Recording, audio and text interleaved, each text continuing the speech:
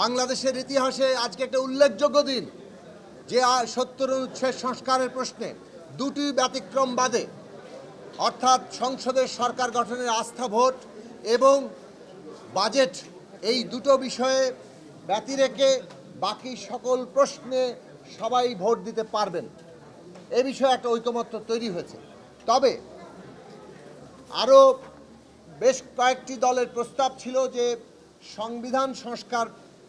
সংবিধান সংশোধন প্রসঙ্গ, অর্থাৎ ইস্তেহারে সংবিধান সংশোধনের প্রশ্ন যদি উল্লেখ থাকে সেই প্রশ্নে এবং জাতীয় নিরাপত্তার ক্ষেত্রে বিশেষত যুদ্ধ পরিস্থিতিতে এই দুটো অপশানও যুক্ত করার সিদ্ধান্ত যেটা হয়েছে যে ন্যূনতম জাতীয় ঐক্যমত হয়েছে এই দুই প্রশ্ন ব্যতি রেখে থাকবে। এখানে ডিসেন্ট ভয়েস কিংবা ভিন্নমত হিসেবে অ্যাপেন্ডিক্স হিসেবে জাতীয় সনদে ওই দুটো পয়েন্টও লেখা থাকবে।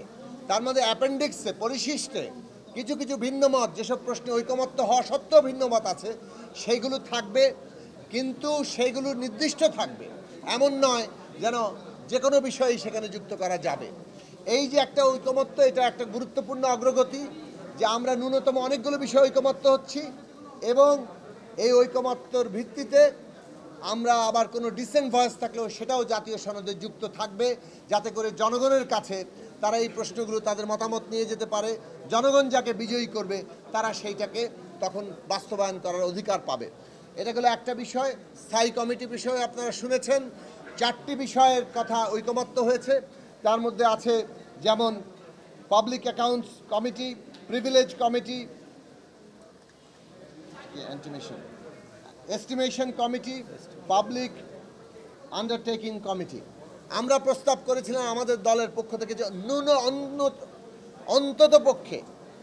অন্ততপক্ষে স্বরাষ্ট্র মন্ত্রণালয়েও সংসদীয় কমিটি প্রধান বিরোধী দলের দিক থেকে থাকবে, সেটার উল্লেখ রাখার জন্য। কিন্তু এটা একটা ডিসেন্ট ভয়েস হয়ে গেছে, এটার বিষয়ে ঐকমত্য হয়নি। তবে সিদ্ধান্ত হয়েছে যে সংসদে আসনের সংখ্যা অনুপাতে বিরোধী দল সংসদীয় কমিটির সভাপতির দায়িত্ব পাবে। নারী আসন প্রশ্নে আপনারা প্রতিনিধিত্ব প্রশ্নে শুনেছেন যে এইটা বিষয়ে আলোচনা চলমান আছে। নারীর আসন, সংরক্ষিত আসন 100 হওয়া দরকার, এ বিষয়ে মোটামুটি ঐকমত্য তৈরি হয়েছে।